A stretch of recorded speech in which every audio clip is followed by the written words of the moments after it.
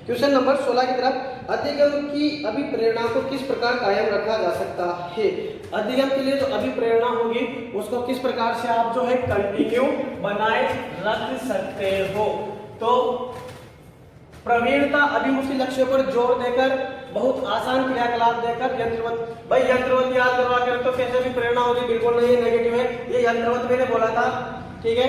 यंत्रवत क्या होगा, negative word है, यंत्र की तरह, इसको रटो रटो रटो, है ना, नहीं होगा। बच वाल, ये दंड, दंड का तो प्रावधान है, दंड जहां पर दिलो उसको तो बिना देखे कैंसिल कर दो। यंत्रवत याद करना, नेगेटिव है यंत्रवत वर्ड, बहुत आसान, बिल्कुल बिल्कुल आसान क्रियाकलाप दे दोगे तो बालक तो कर तो लेगा, लेकिन बालक आलसी हो जाएगा कि मुझे तो सब कुछ आता है। तो ये भी नहीं करोगे आप, क्या करोगे, प्रवीणता अभिमुखी लक्ष्यों पर क्या करोगे आप, जोर दोगे। अर्थात बालकों को जो है किस क्षेत्र में बालक की योग्यता है उसको उसमें क्या करोगे, प्रवीण बनाने में क्या करोगे, जोर दोगे। नेक्स्ट चलते हैं आगे की तरफ, क्वेश्चन नंबर 17 में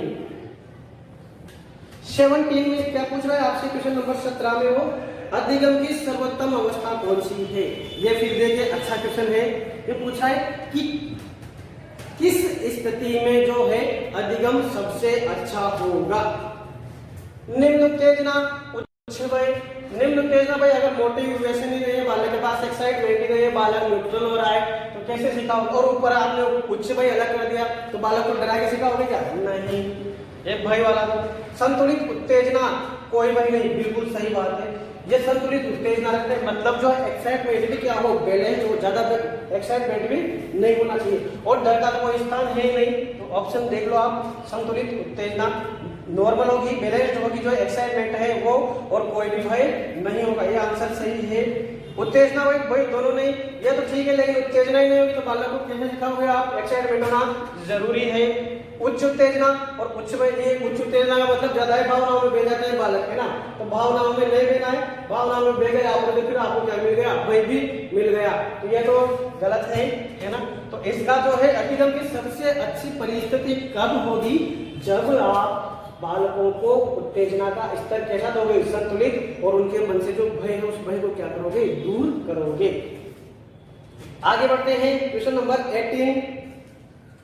अधिगम का संरचनात्मक विचार यह सुझाव देता है कि ज्ञान की संरचना में, भाई जो ऑफलाइन स्टूडेंट हैं उनको यह प्रश्न आसान लगेगा बिल्कुल, क्योंकि ये जो है मैंने आपको बताया था संरचनात्मक कंस्ट्रक्टिविस्ट के बारे में, जिसमें एक तो आपको बताया था क्या, वाइगोत्स्की, एक आपको बताया था जेरोमेस ब्रूनर, और एक बताया था मैंने जीन पियाजे।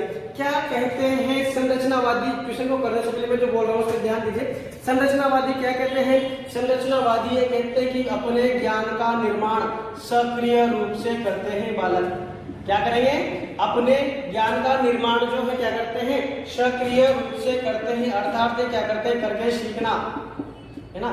तो चिल्ड्रन जो होते हैं एक्टिव लर्नर होते हैं, ये लाइन ध्यान रखना बहुत काम की है आपके लिए। चिल्ड्रन क्या होंगे, एक्टिव लर्नर है। ये कौन कहते हैं, ये कहते हैं संरचनावादी, अर्थात बालक अपने ज्ञान का जो निर्माण करते हैं वो स्वयं ही अनुक्रिया या अंतक्रिया के द्वारा क्या करते हैं, अपने ज्ञान का निर्माण स्वयं करेंगे। तो इस चीज का ध्यान रखना, बालक सक्रिय रूप से लेकर क्या करेंगे, ज्ञान का निर्माण करेंगे। प्रश्न क्या पूछ रहा है, अधिगम का संरचनात्मक विचार यह सुझाव देता है कि ज्ञान की संरचना में, इस संरचनात्मक ब्रूनर वाला था, है ना, बच्चे पूर्ण रूप से वयस्कों पर, ये पूर्ण रूप में वयस्कों पर निर्भर तो होते हैं। यहाँ पर इसने जो है वाइगोत्स्की के सिद्धांत को क्रैक करके दिया है, थोड़ा सा गलत करके दिया है। पूर्ण रूप से क्या होते हैं, वयस्कों पर निर्भर तो होते हैं, लेकिन पूरी तरह होते हैं, गलत नहीं होते हैं पूरी तरह। ये देखिए बच्चे सक्रिय भूमिका निभाते हैं, ये चीज में, ये लाइन ऑफ लाइन स्टूडेंट जो है जो क्लास में आते हैं सुबह, उनको ये लाइन रट चुकी है, बच्चे सक्रिय भूमिका निभाते हैं, क्योंकि हम जो जीन पियाजे में, ब्रूनर में और जो है वाइगोत्स्की में ये चीजें जो हमारे सामने क्या आती है, बार बार आती है। तो ये चीजें आपको ध्यान रखनी है, अगर ये चीजें ध्यान है तो आपको आसानी से क्वेश्चन जो क्या हो जाएगा, सॉल्व हो जाएगा। सक्रिय रूप से क्या निभाते हैं भूमिका, पूर्ण रूपेण पाठ्य पुस्तकों पर निर्भर है, नहीं, पूर्ण रूपेण वही आ गया, और पाठ्य पुस्तकों पर निर्भर तो करोगे नहीं आप। बच्चों की कोई बोल ले, बच्चों की कोई भूमिका नहीं होगी क्या, ये तो कोई बात ही नहीं हुई, है ना। तो कहने का तात्पर्य यह है कि संरचनावादी जो कहते हैं, क्या कहते हैं कि बच्चे अधिगम में क्या निभाते हैं, सक्रिय भूमिका निभाते हैं। ये चीज। नेक्स्ट क्वेश्चन की तरफ बढ़ते हैं। क्वेश्चन नंबर 19 अधिगम के लिए निम्न में से कौन सी धारणा उपयुक्त है? आप जो है अधिगम के लिए निम्न में से कौन सी धारणा को क्या है उपयुक्त मानते हो? योग्यता अटल है। जो बालकों में जो योग्यता है उसको अटल मानते हो क्या कि योग्यता एबिलिटी फिक्स्ड है? ये फिक्स्ड है, रिजिड है, ये सब क्या है? नकारात्मक शब्द है, नेगेटिव वर्ड है। तो योग्यता अटल नहीं है भाई। योग्यता का अटल का मतलब ये हो गया शुरू से जिस हिसाब से नंबर आ रहे हैं आपके हमेशा वैसे ही आने चाहिए, वही लेवल रहना चाहिए, है ना। तो योग्यता क्या है आपकी अटल नहीं है। योग्यता अटल होगी तो एक बार अगर आप सीटेट में फेल हो गए तो दूसरी बार में क्या हो गए? फेल हो गए। जबकि ऐसा नहीं है, एक बार सीटेट में अगर पास हो जाए फेल हो जाए तो दूसरी बार क्या हो सकते हो? पास भी हो सकते हो। तो अटल नहीं है। प्रयासों से कोई प्रयास नहीं पड़ता है। प्रयासों से कोई फर्क नहीं पड़ता है। नहीं, गलत है भाई। ये चीज तो क्या है? प्रयासों से क्या पड़ेगा? फर्क पड़ता है। आप बार बार प्रयास करोगे तो एक बार फेल हो गए, दो बार फेल हो गए, अगली बार क्या होगे? पास हो जाओगे। तो शिक्षण अधिगम प्रक्रिया के बारे में पूछ रहा है आपसे कि कौन सी धारणा आपको सबसे अच्छी लगेगी? क्या योग्यता अटल है क्या? नहीं, योग्यता अटल नहीं है। प्रयासों से कोई फर्क नहीं पड़ता है क्या? पड़ता है भी, छोड़ जाएगा। क्या है? प्रयास और त्रुटि का सिद्धांत है ना। तो प्रयासों से अधिगम तो होता है। असफलता नियंत्रित है। असफलता नियंत्रित है क्या? मतलब यह है कि बच्चों को तो फेल होना ही होना है। कुछ बच्चे तो ऐसे जो फेल होंगे ये कहना चाह रहा है कि असफलता को आप नियंत्रित नहीं कर सकते। सही बात है क्या? नहीं है। प्रयासों के द्वारा असफलता को क्या है? नियंत्रित किया जा सकता है। योग्यता सुधार्य है। ये सही है भाई। योग्यता सुधार आपकी जो एबिलिटी है उस एबिलिटी में आप क्या कर सकते हो? इंप्रूव कर सकते हो, उसको सुधार कर सकते हो।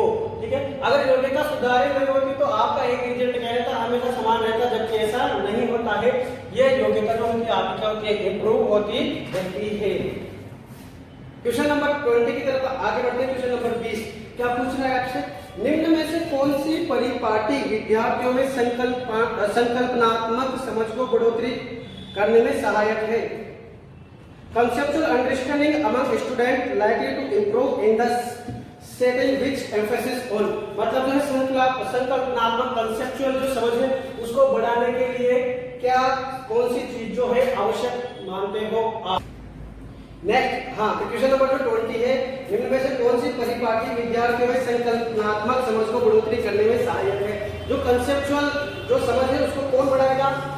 जैसे आपके लिए मैं कंसेप्चुअल यहाँ पर पढ़ा रहा हूँ डीएसएल क्लासेस में, ऐसा कंसेप्चुअल जो है आपको और जगह नहीं मिलेगा। यहाँ पर कुछ जो है स्वयं जिसको बोलते हैं आत्मसिद्ध जो लोग बैठे हुए हैं वो क्या करेंगे? कोई तो आपका रजिस्टर बनवाएगा, कोई आपको कहानियां सुनाएगा, कोई जो है क्या करेगा। तो ऐसे नहीं होती। आपको जो है साइकोलॉजी का समझना है तो कंसेप्चुअल समझनी पड़ेगी। और ये तरीका आज दिन तक जो है यहाँ कोटा की कोचिंग संस्थानों में पहली बार देखा होगा आपने। सीटेट का प्रश्न जो सोल्व करवा रहे हैं डीएसएल क्लासेस में, और वो भी लोग कहते हैं कि क्वेश्चन टू क्वेश्चन। यहाँ क्वेश्चन है, प्रत्येक ऑप्शन का कंसेप्ट बताया जा रहा है आपके लिए कि कौन सा ऑप्शन किस कंसेप्ट से, किस सिद्धांत से, कौन सी जगह से लाया गया है ना।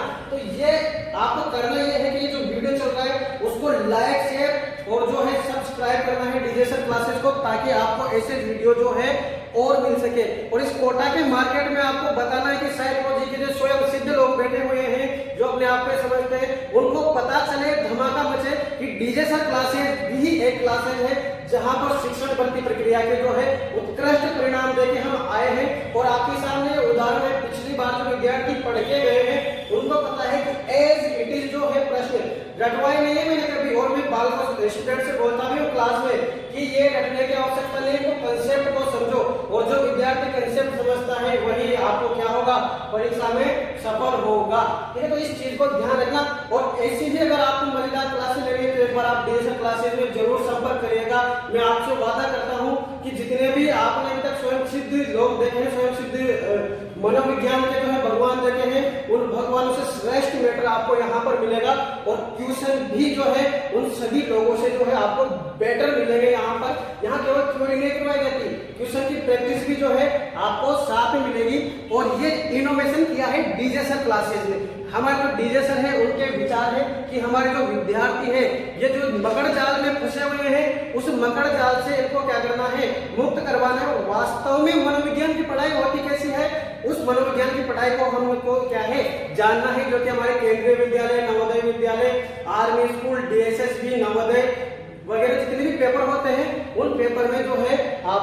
ये चीजें हम देंगे, ठीक है। बाकी तो आप जो है देख रहे हो रिलेटेड चीजें आपको मिलेंगी। चलो आगे बढ़ते हैं। क्वेश्चन नंबर 20 को पढ़ रहे थे हम। निम्न में से कौन सी परिपाटी विद्यार्थियों में संकल्पनात्मक समझ को बढ़ोतरी करने में सहायक है। अब ये कह रहा है कि कंसेप्ट को कैसे समझोगे आप। पाठ्य पुस्तक केंद्रित शिक्षा, देखते हैं आगे की बारंबार परीक्षाएं। भाई बार बार परीक्षा तो ये बार बार परीक्षा लेते रहो तो बालक कंसेप्ट को थोड़ा समझेगा, वो तो रटने में ध्यान देगा, ठीक है। पाठ्य पुस्तक केंद्रित शिक्षा तो केवल किताबों से पढ़ा हुआ, किताबों से पढ़ा हुआ नहीं, उसको बाहर का भी ज्ञान मिलना चाहिए। अन्वेषण व संवाद, प्रतिस्पर्धा आधारित परीक्षा, ये भाई कंपटीशन तो कोई नहीं, बालकों में अगर कंपटीशन करने लगे आप तो फिर वो क्या है, गलत चीज हो जाती है। अन्वेषण, मैंने हमेशा क्या कहा है आपको, अन्वेषण एक चीज है। अन्वेषण का मतलब क्या होता है, खोज, ठीक है। अब खोज के द्वारा सीख रहा है तो बालक क्या कर रहा है, स्वयं करके सीखेगा, और स्वयं करके सीखेगा तो बालक कैसे सीखेगा, सक्रिय होकर सीखेगा।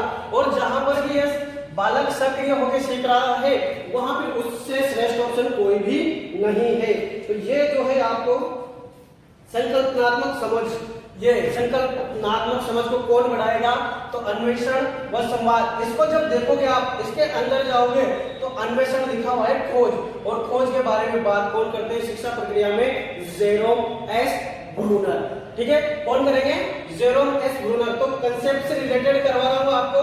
प्रतिदफा इस आधारित जो है परीक्षाएं कोई मतलब नहीं होगा, बार बार परीक्षाएं लेते रहो कोई मतलब नहीं निकलेगा। पाठ्य पुस्तक, केवल पाठ्य पुस्तक वाली शिक्षा जो है उपयोगी नहीं होगी, क्योंकि संकल्पनात्मक समझ के बारे में पूछ रहा है आपको। ये इसके पीछे दो चीजें हैं, एक तो ये डायरेक्ट क्वेश्चन लिंक हो रहा है आपके कहां से, जेरोम एस ब्रूनर से। ब्रूनर ने खोज अधिगम के बारे में बताया था, लिखवा रखा है मेरे रजिस्टर में, देखना आपके में, खोज अधिगम के बारे में बताया था। साथ में बालकों से क्या करनी चाहिए, वार्तालाप भी करनी चाहिए। Next question number 21। हाँ, ये अच्छा क्वेश्चन आ गया फिर वापस।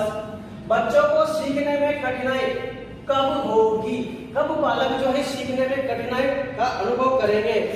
आंतरिक रूप से भी प्रेरित, ये तो बहुत अच्छी बात है भाई, हमने अभी प्रेरणा जो पढ़ी थी, तो पढ़ी थी कि अभी प्रेरणा दो प्रकार की होती है, आंतरिक और बाह्य। जो भी विद्यार्थी आंतरिक रूप से अभी प्रेरित है वही क्या होगा, अधिगम में अधिक सफल होगा।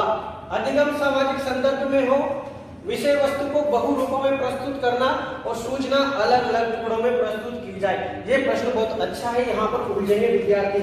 और प्रश्न जो पूछा गया है, बच्चों को सीखने में कठिनाई कब होगी, भाई आंतरिक रूप से भी प्रेरित है तो कठिनाई होने का सवाल ही नहीं है। सामाजिक अधिगम, वाइवोत्सकी की बात कर रहे हैं, अधिगम अगर सामाजिक संदर्भ में होगा तो भी कठिनाई की कोई बात नहीं है। अब कठिनाई की आपके लिए जो बात होगी, आपके लिए बात कर रहा हूं मैं, ये सी और डी ऑप्शन में से।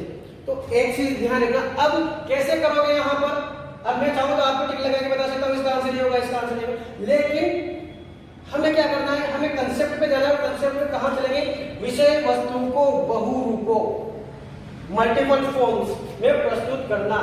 और ये जो बहुरूप है, या किसके लिए बात कर रहे हैं, बहुबुद्धि सिद्धांत की बात कर रहे हैं। किसकी बात कर रहे हैं, बहुबुद्धि सिद्धांत।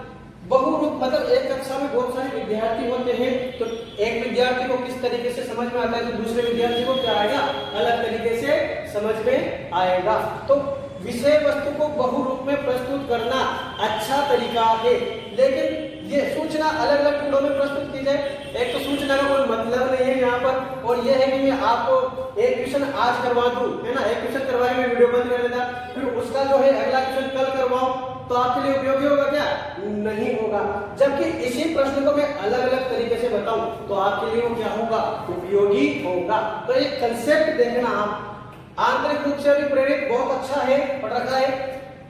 अधिगम सामाजिक संदर्भ में हो, सामाजिक संदर्भ भी बहुत अच्छा है, वाइवोत्सकी की बात करते हैं। और विषय वस्तु को जो है बहुरूपों में प्रस्तुत करना जो है बहुबुद्धि सिद्धांत की बात कर रहा है। तो इसका जो आंसर जाएगा कौन सा, डी वाला आंसर। एक ही चीज को अगर आप बार बार टुकड़े करके उसको प्रस्तुत क्रिया करते जाओगे तो वो जो अधिगम है वो आपके लिए जो है स्थायी नहीं होगा।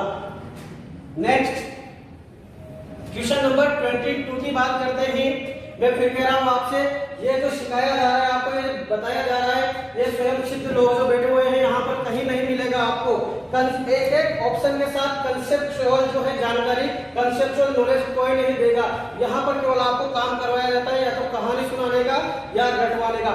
लोग ज्यादा से ज्यादा क्या कर देते हैं कि हम क्वेश्चन टू क्वेश्चन चल रहे हैं, लेकिन मैं क्वेश्चन में आपको क्या बता रहा हूँ, यहाँ पर ऑप्शन का भी कंसेप्ट बता रहा हूँ कि कौन सा ऑप्शन जो है कहाँ पर मिलेगा, और ये जो चीजें मिलेगी आपको कहाँ पर मिलेगी, केवल मिलेगी डीजे सर क्लासेज में। और आपको मार्केट में ये धमाका कर देना है कि डीजे सर क्लासेज जो है शिक्षक भर्ती के लिए जो है कड़ी टक्कर देने जा रही है। स्वयं सिद्ध जो है कोचिंग संस्थान है उनके, इसका पता जो है आपको यहाँ आकर ही लगेगा। नेक्स्ट क्वेश्चन की तरफ देखते हैं, क्वेश्चन नंबर 22। मूल्यांकन पद्धतियों का क्या लक्ष्य होना चाहिए? भाई मूल्यांकन पद्धतियों के बारे में पूछा है आपसे कि आप जो मूल्यांकन करोगे उनका लक्ष्य क्या है। योग्यता आधारित समूह में वर्गीकरण करना, वही बात आ गई। मंद बुद्धि वाले, पिछड़ा वाले, ऐसे तो आप करेंगे ही नहीं, ठीक है। तो योग्यता समूह, जहां भी ऑप्शन मिले आपको उसको क्या कर देना है, गलत कर देना है। विद्यार्थियों को अलग अलग बौद्धिक समूहों में बांटना हमारा उद्देश्य बिल्कुल भी नहीं है, ठीक है। शिक्षण प्रक्रिया, मूल्यांकन प्रक्रिया का जो उद्देश्य है ये रहा। मैंने बताया था जब त्रुटियां पढ़ाई थी आपको भी, कि विद्यार्थियों की आवश्यकताओं की पहचान करना, ठीक है। मूल्यांकन के द्वारा क्या पता लगाते हैं हम पता लगाते हैं कि बालक को किस क्षेत्र में विशेष शिक्षण की आवश्यकता है, बालक की आवश्यकता क्या है, ठीक है। बालक को किस प्रकार का अधिगम चाहिए, कौन सी विधि से अधिगम करवाना चाहिए, उसकी जानकारी हमें किसके द्वारा मिलती है, किसके द्वारा मिलेगी, इस मूल्यांकन की प्रक्रिया के द्वारा ही मिलेगी। मैं पढ़ा रहा हूँ आपको, अब आपका मैं टेस्ट लूंगा। अगर आप 80% लोग, 90% लोग अगर अच्छा प्रदर्शन कर रहे हैं तो मुझे क्या पता चलेगा मूल्यांकन से कि ये जो प्रक्रिया है पढ़ाने की मेरी अच्छी चल रही है। अगर अधिकांश विद्यार्थी फेल हो जाते हैं तो मुझे स्वयं में क्या करना पड़ेगा, संशोधन करना पड़ेगा। मूल्यांकन मेरा भी है, ये मुझे पता लगेगा कि मैं जो पढ़ा रहा हूँ वो विधि सही नहीं है, मुझे क्या करना पड़ेगा, विधियों को सही तरीके से समझाना पड़ेगा। और आपकी आवश्यकताएं क्या है, कौन सी विधि से आप ज्यादा सीखोगे वो वाली विधि मुझे क्या करनी पड़ेगी, ज्ञात करनी पड़ेगी। ये पता किससे चलेगा, ये केवल चलेगा मूल्यांकन से। उच्च अंक प्राप्त करने वाले विद्यार्थी की पहचान नहीं, उच्च अंक प्राप्त करने वाले विद्यार्थी की पहचान बिल्कुल भी नहीं। मूल्यांकन का उद्देश्य विद्यार्थियों को नामांकित करना। एडमिशन तो करे जाओ आप, उससे क्या मतलब आ रहा है ना, पूछ क्या रहा है ये, मूल्यांकन पद्धतियों का लक्ष्य क्या होगा। तो विद्यार्थियों की जो जरूरतें हैं, किस क्षेत्र में बालक को उपचारात्मक शिक्षण की आवश्यकता है, निदानात्मक शिक्षण की आवश्यकता है, उनको जो है आप जो है पता लगाओगे किसके द्वारा, मूल्यांकन के द्वारा। एक और क्वेश्चन आया है नेक्स्ट, आनुवांशिकता से संबंधित। और भाई मैं फिर बता रहा हूं, जिसको भी डाउट है ना पुराने रजिस्टर उठा के देख लेना आप, है ना, एज इट इज क्वेश्चन मिल जाएंगे आपको। क्वेश्चन पूछा जा रहा है आपसे कि बच्चों के विकास की व्यक्तिगत विभिन्नताओं को किस पर प्रतिरोपित किया जा रहा है। शब्दों के बारे में मैं बार बार कहता हूँ, सीटेट में जो खेल है, सीटेट और जितने भी केंद्रीय विद्यालय, नवोदय विद्यालय में खेले, शब्दों का खेल है। शब्दों को समझ गए तो सब कुछ समझ में आ गया। विकास, यह पूछ रहा है आपसे कि विकास में व्यक्तिगत विभिन्नताओं को किस प्रकार से प्रतिरोपित किया जा रहा है। मैं यहाँ पर पढ़ा रहा हूँ, अलग तरीके से पढ़ा रहा हूँ, कोई और आएंगे वो अलग तरीके से पढ़ाएंगे, है ना। एक कक्षा में विद्यार्थी होते हैं बहुत सारे एक दूसरे से क्या होते हैं, अलग अलग होते हैं। तो ये कह रहा है कि बालक में या व्यक्ति में जो व्यक्तिगत विभिन्नताएं पाई जाती है, पढ़ा रखा है मैंने, जो ऑनलाइन वाले स्टूडेंट है वो जो है रजिस्टर खोल के चेक कर लेंगे। व्यक्तिगत विभिन्नताओं को किस पर प्रतिरोपित, मतलब जिम्मेदार कौन है, सीधी सी बात है ये पूछ रहा है कि व्यक्तिगत विभिन्नता मैं आपसे लगूं, आप मेरे से क्या है अलग है, इसके लिए जिम्मेदार कौन है। केवल आनुवांशिकता, आनुवांशिकता तो है लेकिन केवल, मैंने बताया था इन शब्दों को अगर आप याद रखोगे तो आप आसानी से क्वेश्चन कर पाओगे।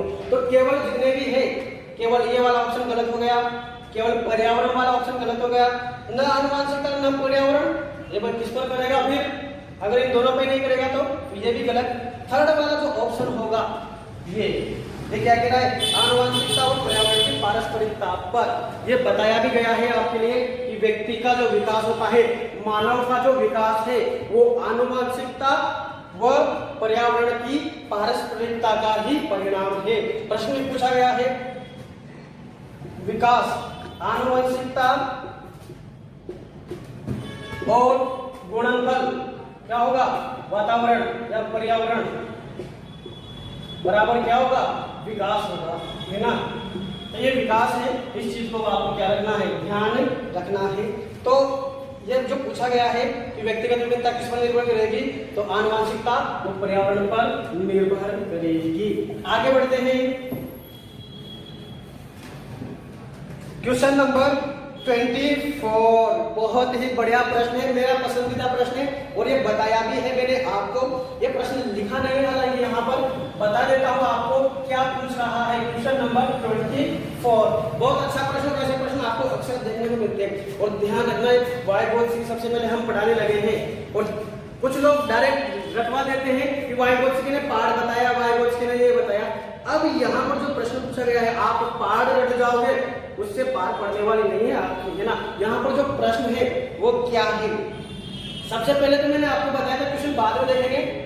पहले मैंने जो बताया था आपको, क्या बताया था कि बालक जब स्वयं से बातें करते हैं, छोटे जो बालक होते हैं 2-3 साल की उम्र में, स्वयं से क्या करने लग जाते हैं, बातें करने लग जाते हैं। और जब बालक स्वयं से बातें करता है तो उस प्रक्रिया को जीन पियाजे ने तो क्या कहा है, अहम केंद्रित वाक्य। क्या कहा है, अहम केंद्रित वाक्य। और जो है वाइगोत्स्की ने क्या कहा है, प्राइवेट स्पीच, निजी संभाषण। क्या कहा है, निजी संभाषण। तो बालक जो बातें करेंगे उनको अहम केंद्रित वाक्य, ईगोसेंट्रिक स्पीच, ये पियाजे ने कहा। ईगोसेंट्रिक स्पीच किसने कहा है, पियाजे ने। एक प्रश्न देखने को मिल सकता है आपको, फिर भी ध्यान देना। और प्राइवेट स्पीच किसने कहा है, वाइगोत्स्की ने। किसने कहा है, वाइगोत्स्की ने। ठीक है, इतनी चीज हो गई। अब आगे चलते हैं, ये सेम टू सेम लाइन आपको आपके रजिस्टर में लिखी हुई मिलेगी।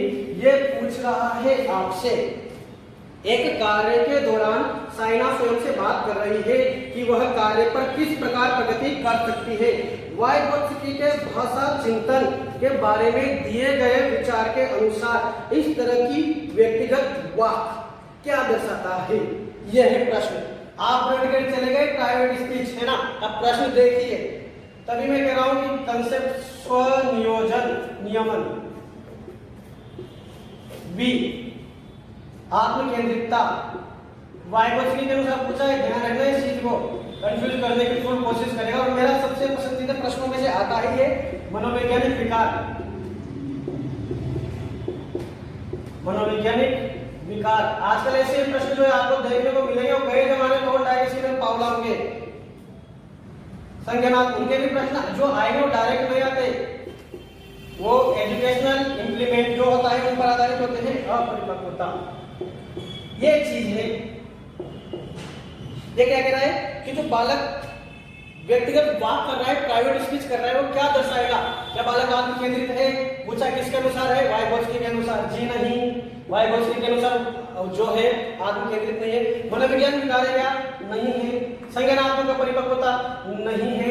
वाइगोत्स्की ने क्या कहा था, सुनना ध्यान से, प्रश्न पूरी देखने को मिलेगा आपको कहीं ना कहीं। सेल्फ रेगुलेशन जिसको बोलते हैं, पेपर में आपको देखने को मिलेगा, है ना। तो रटने की कोशिश में लेना, रटने वाले तो बहुत मिल जाएंगे आपको। अब आपने पार्ट रट लिया, है ना, पार्ट रट लिया, इसके बाद में प्राइवेट स्पीच रट ली, क्या हुआ, प्रश्न आ गया यहाँ से। अब प्रश्न क्या है, वाइगोत्स्की ने कहा था कि जो बच्चे, जो बालक स्वयं से बातें करते हैं अर्थात प्राइवेट स्पीच करते हैं, वो बालक सामाजिक एवं भाषाई रूप से परिपक्व होते हैं, इनकी तुलना में जो इस अहम केंद्रित वाक्य या जो है क्या होता है, निजी संभाषण को नहीं करता है। ये चीज ध्यान रखना। और वाइगोत्स्की ने क्या कहा है, वाइगोत्स्की ने कहा है कि निजी संभाषण का उपयोग बालक अपने व्यवहार के किसमें करेंगे, नियमन वह उसको क्या करते हैं, दिशा देने में। ये ध्यान रखना, लाइन इसमें से दिखाई तो मैंने आपको, दिशा देने में, वहीं से प्रश्न आया है। ठीक है, बालक स्वयं से बातें करता है कि मुझे ये ब्लॉक यहाँ नहीं जमाना चाहिए, राइट वाला ब्लॉक लेफ्ट में आएगा, लेफ्ट वाला ब्लॉक राइट में आएगा। तो खुद के व्यवहार को क्या कर रहा है, संशोधित कर रहा है, खुद के व्यवहार को क्या कर रहा है, दिशा दे रहा है। तो ये ध्यान रखना, अहम जो निजी संभाषण है, प्राइवेट स्पीच है, वो बालक के व्यवहार को क्या करता है, स्व नियमन करता है। बहुत अच्छा प्रश्न है, ऐसे प्रश्नों आपको जो है मिलेंगे देखने को। क्वेश्चन नंबर 25, प्रगतिशील शिक्षा। ये आ गया भाई, ये आपके जो है सीटेट का स्पेसिफिक पार्ट है, प्रगतिशील शिक्षा, समावेशी शिक्षा वाला। प्रगतिशील शिक्षा में विद्यार्थियों में प्रतिस्पर्धा पर बल देना चाहिए, नहीं कंपटीशन तो करेंगे नहीं, बताया मैंने आपको, कंपटीशन नेगेटिव वर्ड है। ज्ञान की संरचना के लिए प्रचुर मौके प्रदान करने चाहिए। ज्ञान की संरचना याद आया क्या? अधिगम की प्रक्रिया में हम बात कर रहे हैं, प्रगतिशील कक्षा में शिक्षण की बात कर रहे हैं। और जब भी शिक्षण अधिगम प्रक्रिया की बात करें तो एक मनोवैज्ञानिक आपको जरूर ध्यान रखना चाहिए। कौन आएगा? जेरोम सेमोर ब्रूनर, पूरा नाम है। कौन ध्यान आएगा आपको? Jerome Seymour Bruner. Jerome S Bruner आपको हमेशा याद रखना चाहिए शिक्षण अधिगम की प्रक्रिया में। और क्या कह रहा है? विद्यार्थियों में प्रतिस्पर्धा पर बल नहीं दोगे, ज्ञान की संरचना के लिए प्रचुर अवसर प्रदान करना। एज इट इज लाइक कही है जेरोम एस ब्रूनर ने कि बालकों का, इसका जब शैक्षिक उपयोग पढ़ा था ना, उसमें हमने कहा था कि ब्याजे क्या बात कर रहा है? ब्याजे कर रहा है कि शिक्षण अधिगम प्रक्रिया में बालकों को क्या करना चाहिए, ज्ञान की रचना स्वयं करने के लिए अवसर उपलब्ध करवाने चाहिए। विद्यार्थियों के लिए अकादमिक वो एकेडमिक अंक आगे वापस परीक्षा वाला सिस्टम नहीं होगा। अध्यापक को ये अटल, अभी बता के आया था कि अटल रिजिड होगा तो कोई काम का नहीं है हमारे, कि बस जो पाठ्यक्रम होगा वही रहेगा, चेंज नहीं होगा बिल्कुल भी, है ना। तो ये तो गलत है भाई। तो क्या होगा इसका आंसर? ये वाला। विद्यार्थियों की ज्ञान की संरचना के लिए प्रचुर अवसर उपलब्ध करवाना चाहिए। कुछ शब्द है इनको पकड़ लोगे ना आप, तो आपका प्रश्न गलत नहीं होने वाला। और यही शब्दों को जो है मैं इंट्रोड्यूस करवाता हूँ यहाँ पर डीएसएल क्लासेज में। आप जब आओगे तो ही पाओगे, अगर नहीं आओगे तो मार्केट में जो चल रहे हैं उसी के अनुसार आप चलते रहोगे, है ना। और इस वीडियो को दिए गए लाइक, शेयर और आपका जो सपोर्ट है वही दर्शाएगा कि ऐसे वीडियो आप और चाहते हो या नहीं चाहते हो। ये डीएसएल क्लासेस का अनुपम प्रयास है आपके लिए कि आप केवल क्वेश्चन के माध्यम से ही पूरी की पूरी थ्योरी और जो सिद्धांत है उनको क्लियर कर लो। मार्केट में बहुत सारे प्रैक्टिस सेट उपलब्ध है, उनसे कुछ होने जाने वाला नहीं, बहुत कचरा आता है। हम केवल जो बात करेंगे एग्जाम बेसिस प्रश्न पर बात करेंगे, क्योंकि कंसेप्ट वहीं से बनता है और आप जो प्रश्नों को करना सीखेंगे वो भी वहीं से सीखेंगे। इसलिए हमने सोचा है कि बालकों को ऐसे प्रश्न उपलब्ध करवाए गए with explanation, tick tick tick, explanation, ताकि आपको जो है ज्ञान की संरचना आपकी बनी रहे और कंसेप्ट आपका क्या हो, क्लियर हो जाए। एक गतिविधि के दौरान नेक्स्ट क्वेश्चन, छात्रों को संघर्ष करते हुए अध्यापिका को बच्चों को संकेत और इशारे जैसे क्या, क्यों, कैसे प्रदान करने का फैसला लेती है। फिर वाइगोत्स्की आ गया। लेव वाइगोत्स्की के अनुसार यह अध्यापिका की यह योजना क्या कर रही है, ठीक है। अध्यापिका क्या कर रही है, क्या, क्यों, कैसे।